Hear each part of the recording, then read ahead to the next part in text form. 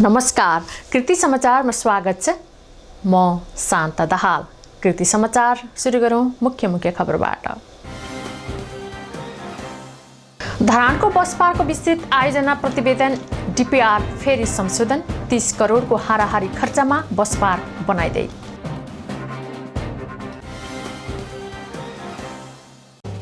धरान 6 पानबारी स्थित निशान बचत तथा ऋण सहकारी संस्थामा चोरी भएको विषयमा प्रहरीद्वारा सर्च अभियान, चाँडै चोर पक्रिने दाबी।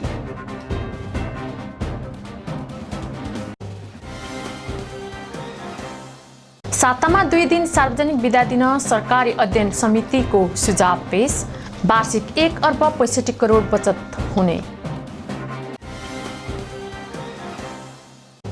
ट्र्याक्टरको ठक्करबाट भोजपुर नगरपालिका 5 का वडाध्यक्ष एवं वडा सदस्य गम्भीर घाइते हुनेमा वडाध्यक्ष जसबहादुर राई र सदस्य शरण प्रधान।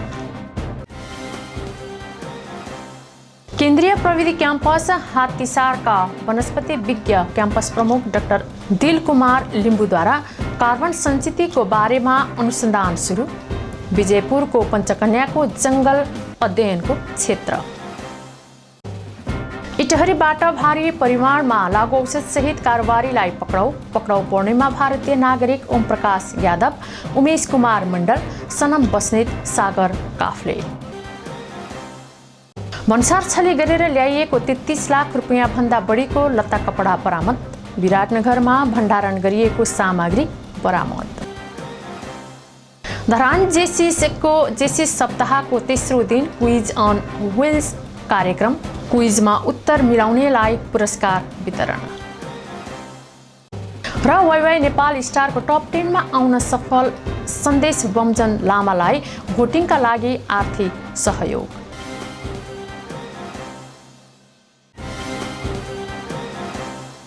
कृति समाचार अब विस्तारमा। प्रदेश 1 सरकारले धरानको बस पार्कका लागि छुट्याएको 1 करोड बजेट फ्रिज हुने भएपछि नाटकीय ढङ्गबाट शिलान्यास गरिएको धरानको बस पार्कको विस्तृत आयोजना प्रतिवेदन डीपीआर अहिले पनि संशोधन प्रक्रियामा अगाडि बढेको छ। प्रदेश सरकारले बनाएको भनिएको डीपीआर अनुसार संरचना निर्माण गर्न नसकिएपछि फेरि संशोधन गरिन लागिएको हो। धरान 8 को 3 कुने बस्ती विकास आयोजनामा बस पार्क बन्न लागेको छ। प्रदेश सरकारले निर्माण गरेको डीपीआर को लागत रकम बढी हुने भएपछि डिजाइन संशोधन गरिएको जनाएको छ। उपमहानगरपालिकाले उपलब्ध स्रोत साधनमा केन्द्रित भएर संशोधन गरेको डीपीआर बारे बिहिबार सरकारवालासँग छलफल गरेको छ। प्रदेश सरकारले निर्माण गरेको डीपीआर को लागत इस्टिमेट करिब 43 करोड रहेको थियो। उपमहानगरसँग सीमित स्रोत मात्र भएकाले डीपीआर संशोधन गर्दा लागत 30 करोड 64 लाखमा सीमित गरिएको छ।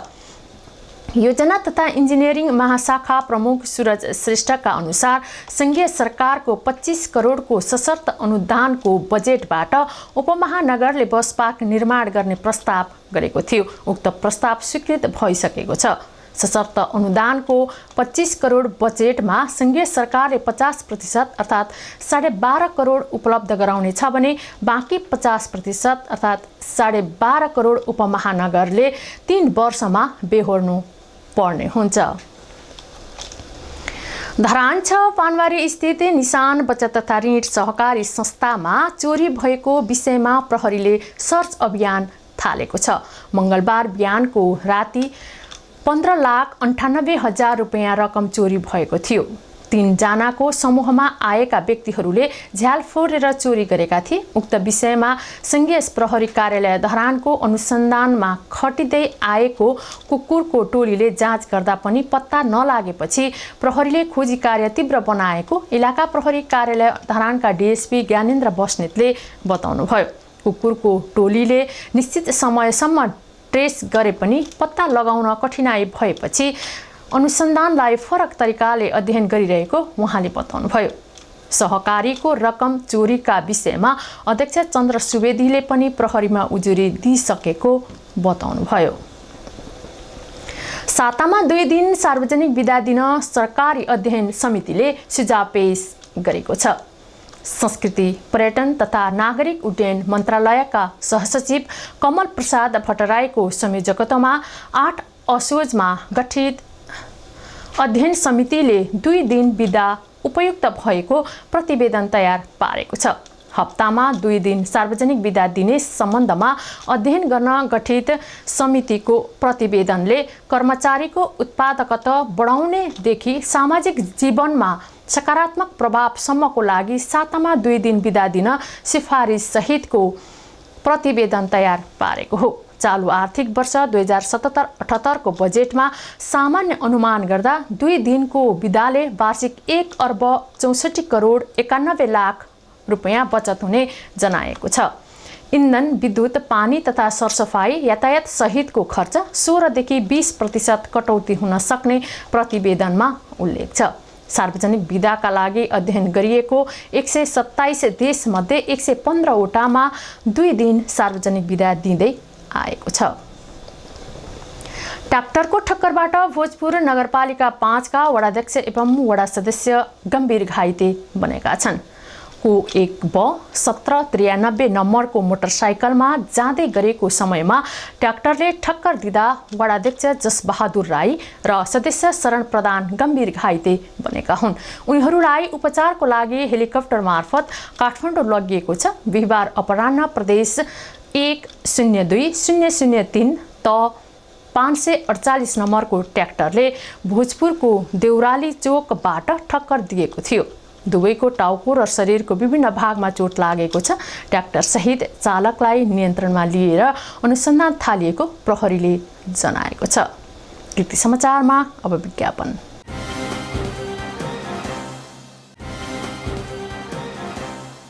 कृति समाचारमा पुनः स्वागत छ। अब बाँकी समाचार। केन्द्रीय प्रविधि क्याम्पस हात्तीसारका वनस्पति विज्ञ क्याम्पस प्रमुख डाक्टर दिलकुमार लिम्बुले कार्बन सञ्चितको बारेमा अनुसन्धान सुरु गर्नुभएको छ। विश्वविद्यालय अनुदान आयोगको आर्थिक सहयोगमा सुरु भएको सो प्रोजेक्टका लागि धरान उपमहानगरपालिका 14 विजयपुर क्षेत्रमा रहेको पञ्चकन्या जङ्गललाई अध्ययन क्षेत्र बनाइएको छ। यस अध्ययनले कार्बन सञ्चित गरेर भविष्यमा यसको अन्तर्राष्ट्रिय व्यापार सहज बनाउन सकिनेछ। मुलुककै पहिलो पाइलट प्रोजेक्टको रूपमा सुरु भएको कार्बन सञ्चित अनुसन्धानले भविष्यमा नेपालले कार्बन ट्रेसिङ व्यापार गर्न सक्ने बाटो खुल्ने जनाएको छ। नेपालको पूर्वी हिमाली उच्च क्षेत्रमा कार्बन सञ्चितको अवस्थाबारे वैज्ञानिक अध्ययन गरेर डाक्टर लिम्बुले विद्यावारिधि गर्नुभएको हो। मैले रिसर्च गरेको चाहिँ त्यहाँनिर कार्बन सञ्चितकै बारेमा हो र अब धरान दिनानुदिन सहरको घनत्व र एरिया बढिरहेछ। यहाँ जनसङ्ख्याको वृद्धि भइरहेछ। त्यसले गर्दाखेरि यहाँनिर यातायात अथवा प्रदूषण हुने वस्तुहरू अथवा त्यस्तो कारखानाहरू पनि बढिरहेछ र यहाँनिर वायु प्रदूषणको मात्रा बढिरहेछ र त्यो वायु प्रदूषणलाई कम गराउने भनेको वन जङ्गलबाटै हो।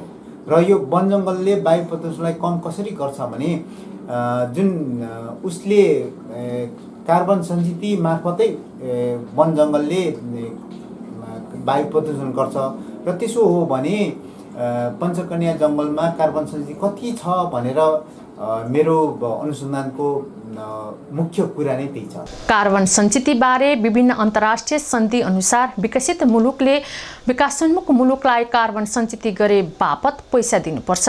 तर नेपालको वन जङ्गल र माटोले कति कार्बन डाइअक्साइड सञ्चित गरेको छ भन्ने कुनै तथ्य छैन। यकिन तथ्य नै नभएपछि नेपालले रकम पाउनका लागि कति दाबी गर्ने भन्ने विषयमा अन्यल देखिन्छ। उद्योग कल कारखाना बढी भएका विकसित मुलुकले बढीभन्दा बढी कार्बन डाइअक्साइड उत्सर्जन गर्दछन्। अघोषित रूपमा अप्रत्यक्ष रूपमा पञ्चकन्या जङ्गल चाहिँ अब कन्जर्भेसन अथवा संरक्षण क्षेत्र जस्तै हो होइन, किनभने त्यहाँ काठ दाउरा घाँस केही गर्न दिइँदैन र त्यहाँ जति वन जङ्गल बुट्यानहरू छ होइन त्यसले संरक्षित गरेर राखेको छ। र त्यसरी संरक्षित गर्नुको अर्थ हरियाली मात्रै जोगाउनु होइन, त्यसको साथसाथै त्यहाँनिर चाहिँ बायोडाइभर्सिटी जैविक विविधता र त्यसको साथसाथै कार्बन सञ्चित पनि स्टक गर्नु हो क्या। र कार्बन सञ्चित भनेको चाहिँ जति हामी वन जङ्गललाई संरक्षित गर्छौँ, रुख काट्दैनौँ, रुखलाई जोगाउँछौँ, पाल्छौँ होइन, र त्यति धेरै कार्बन सञ्चित हुन्छ अथवा बोट बिरुवाहरू बढी भयो भने कार्बन सञ्चितको मात्रा बढी हुन्छ। पञ्चकन्या जङ्गलमा भएका रुख बिरुवाले कति कार्बन सञ्चित गरिरहेको भन्ने यस अध्ययनले देखाउँदछ। यस अध्ययनलाई आधार मानेर कति एरियामा रहेको वन जङ्गलले कति कार्बन सञ्चित गर्न सक्छ भनेर गणना पनि गर्न सकिनेछ। इटहरीबाट भारी परिमाणमा लागु औषध सहित कारोबारीलाई पक्राउ गरिएको छ। पक्राउ पर्ने मध्ये एकजना भारतीय नागरिक छन्।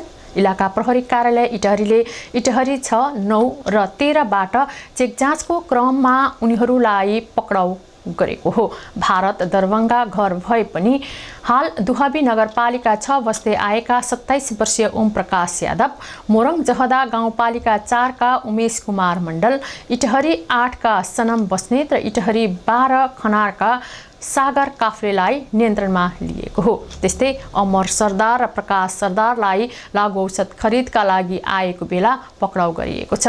उनीहरूको साथबाट ट्रामाडोल 12,960 क्याप्सुल बरामद भएको छ भने प्लानकफ 100 ml को 30 बोतल, नाइट्रोभेट 10 लेखिएको 1650 ट्याब्लेट र स्मास पेन 240 क्याप्सुल बरामद भएको छ। भन्सार छले गरेर ल्याइएको 30 लाख रुपैयाँ भन्दा बढीको लत्ता कपडा विराटनगर प्रहरीले नियन्त्रणमा लिएको छ। विराटनगर 7 जलजला चोकमा भण्डारण गरिएको कपडा बरामद गरिएको हो। जिल्ला प्रहरी कार्यालय मोरङको टोलीले तरुण कुमार शाह रौनियारको गोदाममा छापा मारेर कपडा बरामद गरिएको हो। जिल्ला प्रहरी कार्यालयका अनुसार 3283 थान सर्ट, 23 पिस जम्पर र 35 थान पाइन्ट बरामद भएको छ। प्रहरीले अन्दाजित 33,41,900 बराबर हुन आउने पनि मोरङ प्रहरीले जनाएको छ। नियन्त्रणमा लिएको सामानहरू मूल भन्सार कार्यालय रानी विराटनगरमा बुझाइएको छ। धरान जेसिसले जेसिस सप्ताह 2020 तेस्रो दिन क्विज अन व्हिल्स कार्यक्रम सम्पन्न गरेको छ। कार्यक्रमले कोरोना भाइरस र सामान्य ज्ञान सम्बन्धी सचेतना जगाउने उद्देश्य राखिएको थियो। धरान नगरलाई वातावरण मैत्री बनाउने सन्देश समेत दिँदै सिटी सफारीमा बाटो हिँड्ने सर्वसाधारणलाई प्रश्न सोधिएको थियो। सही उत्तर दिनेहरूलाई मास्क र मोबाइल पप अफ स्ट्यान्ड पुरस्कार प्रदान गरिएको थियो।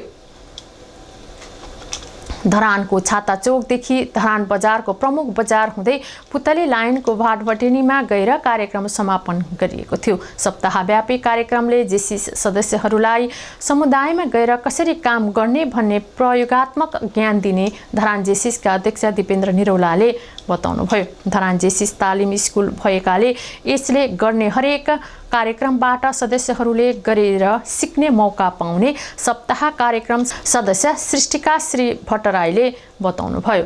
सप्ताहव्यापी कार्यक्रम अन्तर्गत फुटसल म्याच, मास्क तथा फेस सिल वितरण, HIV पीडित बालबालिकाहरूलाई न्यानो कपडा तथा पौष्टिक आहार वितरण, तालिम फेस्टिभल, कुलमान गिसिङ जुम मार्फत अन्तर्क्रिया र जेसिस चौतारी एवं समापन कार्यक्रम रहेको मूल संयोजक दिनेश तामाङले बताउनुभयो। सुनसरीमा विभिन्न कार्यक्रम गरी महिला हिंसा विरुद्धको 16 दिने अभियान कार्यक्रम सम्पन्न भएको छ। इटहरी उपमहानगरपालिका र इटहरी नमुना कलेजले समेत यो कार्यक्रमको समापन गरेका छन्। इटहरी उपमहानगरपालिकाले नगरका 20 वटै वडाका गाउँ-गाउँमा चेतनाको कमी भएकाले यस किसिमका कार्यक्रम गरिएको इटहरी उपमहानगरपालिकाकी उपमेयर लक्ष्मी गौतमले जानकारी दिनुभयो। हाम्रो कार्यक्रमलाई समुदाय स्तरसम्म पुर्याएका छौँ। हामीले 20वटा वार्डमा गएर समुदायसम्म हामीले विगतकै वर्षहरूमा यो लगभग 2 वर्षदेखि यो कार्यक्रम हाम्रो एउटा सिस्टमले चलेको छ। वार्डमा प्रतिरक्षा समूह गठन गरेका छौँ, टोलमा साथी समूह गठन गरेका छौँ। त्यसमा किशोरीहरू बालिकाहरू हुनुहुन्छ र हामीले प्रतिरक्षा समूहसँग साथी समूहसँग गएर लैङ्गिक हिंसा के हो, लैङ्गिक हिंसा कस्तो अवस्था छ, समुदाय स्तरमा कस्तो अवस्था छ, अनि यो हिंसामा कानुनी अवस्थाहरू के छ, कानुनले कहाँ जानुपर्छ, कहाँ जाँदा चाहिँ न्याय पाइन्छ, पीडितहरूलाई त्यो कुरा थाहा छ कि छैन, र कसरी उहाँहरूलाई चाहिँ कानुनको दायरासम्म ल्याउने र लैङ्गिक हिंसा न्यूनीकरण गर्ने भन्ने सन्दर्भमा समुदाय स्तरसम्म छलफल गरेका छौँ। नेपाली समाजमा अहिले पनि लैङ्गिक हिंसा भइरहेकाले यस्ता हिंसालाई बाहिर ल्याउन आवश्यक रहेको इटहरी नमुना कलेजका विद्यार्थी बताउँदछन्। सर्वप्रथम त हामीले बुझ्नुपर्ने कुरा लैङ्गिक हिंसा भनेको मानव मुद्दा हो, यो महिला मुद्दा होइन। त्यसै गरी हामी सोसियल वर्क विद्यार्थीले यस प्रकारका मुद्दाहरूलाई आफ्नो आवाज उठाएर यो मुद्दालाई हामीले समाजबाट हटाउनु पर्ने अवस्था आएको छ। हाम्रो समाजमा घटेका यस्ता नराम्रा क्रियाकलापहरूको विरुद्धमा हामीले सेल्फ डिफेन्स कार्यक्रम एकदमै सिक्न जरुरी छ। यो चाहिँ हाम्रो समाजमा लैङ्गिक हिंसा एकदम महिलाहरूप्रति हुने घरेलु हिंसाहरूको लागि यो सेल्फ डिफेन्स कार्यक्रम एकदमै जरुरी भएकाले हामीले यो सानै उमेरदेखिका महिलाहरू भए, साना बालबालिकाहरू भए, उहाँहरू सबैलाई हामीले सिकाउनु पर्ने हुन्छ। अभियानले मात्रै समाजमा सचेतना नआउने भएकाले यस्ता कार्यक्रम गर्न जरुरी रहेको उपमहानगरपालिका 9 की सदस्य कुमारी नौपानेले बताउनुभयो। हामीले धेरै यो हिंसाहरू त न्यूनीकरण भएको र बाल विवाह अन्य हिंसा घरेलु हिंसाहरू चाहिँ न्यूनीकरण भएको हामीले महसुस गरेका छौँ र जति पहिला यो हिंसाहरूको घटनाहरू हाम्रो वार्डमा आउँथ्यो अहिले धेरै न्यूनीकरण भएर धेरै कमहरू भएको छ र यो अहिले 16 दिने अभियानमा चाहिँ हामी व्यापक रूपमा हरेक वार्डमा गएर हिंसा विरुद्धमा यो अभियानहरू सञ्चालन गरिरहेका छौँ। यो चाहिँ अहिले एउटा अभियानको अन्तिम स्वरूप मात्रै हो र हामीले गर्ने चाहिँ 365 दिनै लैङ्गिक हिंसा विरुद्ध कार्यक्रमहरू हामी आफ्नो वार्डमा सञ्चालन गरिरहेका छौँ। लायन्स क्लब अफ इन्टरनेसनलले मास्क वितरण गरेको छ। बीपी कोइराला स्वास्थ्य विज्ञान प्रतिष्ठान धरानमा MBBS र BDS इन्टर्न 200 जना विद्यार्थीलाई 1000 वटा मास्क वितरण गरिएको लियो जिल्ला परिषद नेपालका जोन युनाइटेड अध्यक्ष किशन कुमार रौनियाले बताउनुभयो। लायन्स शान्ति श्रेष्ठको प्रमुख आतिथ्यतामा कार्यक्रम सम्पन्न भएको हो। कार्यक्रममा टाइसन रियल इस्टेट कम्पनीले सहकार्य गरेको थियो। कार्यक्रममा टाइसनका अध्यक्ष सोनाहाङ राई, लियो युकेश कुशी, साहिल शाह लगायतको उपस्थिति रहेको थियो। अब कला र मनोरञ्जन। वाइवाई नेपाल स्टारको टप 10 मा आउन सफल सन्देश बमजन लामालाई भोटिङका लागि आर्थिक सहयोग जुट्न थालेको छ।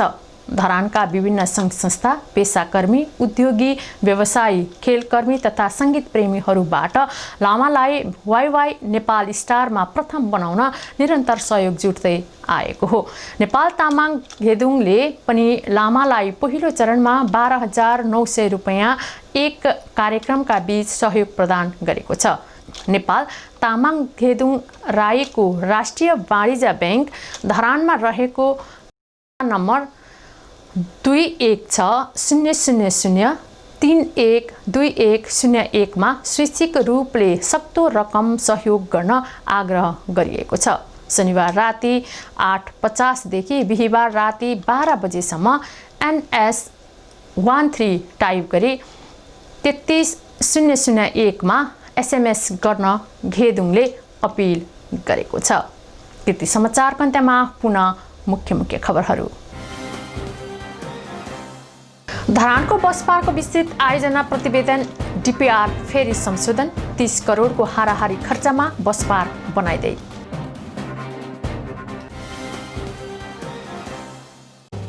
धरान 6 पानवारी स्थित निशान बचत तथा ऋण सहकारी संस्थामा चोरी भएको विषयमा प्रहरीद्वारा सर्च अभियान, चाँडै चोर पक्रिने दाबी।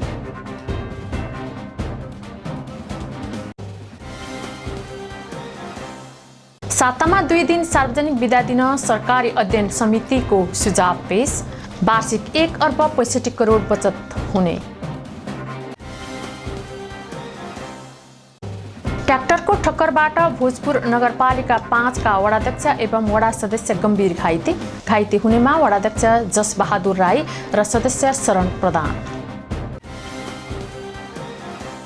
केन्द्रीय प्रविधि क्याम्पस हात्तीसारका वनस्पति विज्ञ क्याम्पस प्रमुख डाक्टर दिल कुमार लिम्बुद्वारा कार्बन सञ्चितको बारेमा अनुसन्धान सुरु, विजयपुरको पञ्चकन्याको जङ्गल अध्ययनको क्षेत्र। इटहरीबाट भारी परिमाणमा लागु औषधसहित कारोबारीलाई पक्राउ पर्नेमा भारतीय नागरिक ओम प्रकाश यादव, उमेश कुमार मण्डल, सनम बस्नेत, सागर काफ्ले। भन्सार छली गरेर ल्याइएको 33 लाख रुपियाँ भन्दा बढीको लत्ता कपडा बरामद। विराटनगरमा भण्डारण गरिएको सामग्री बरामद। धरान जेसी सप्ताहको तेस्रो दिन क्विज अन व्हिल्स कार्यक्रम। क्विजमा उत्तर मिलाउनेलाई पुरस्कार वितरण। र वाइवाई नेपाल स्टारको टप 10 मा आउन सफल सन्देश बमजन लामालाई भोटिङका लागि आर्थिक सहयोग। हवस् त कृति समाचार यति नै। कृति टेलिभिजन हेर्दै गर्नुहोला। नमस्कार।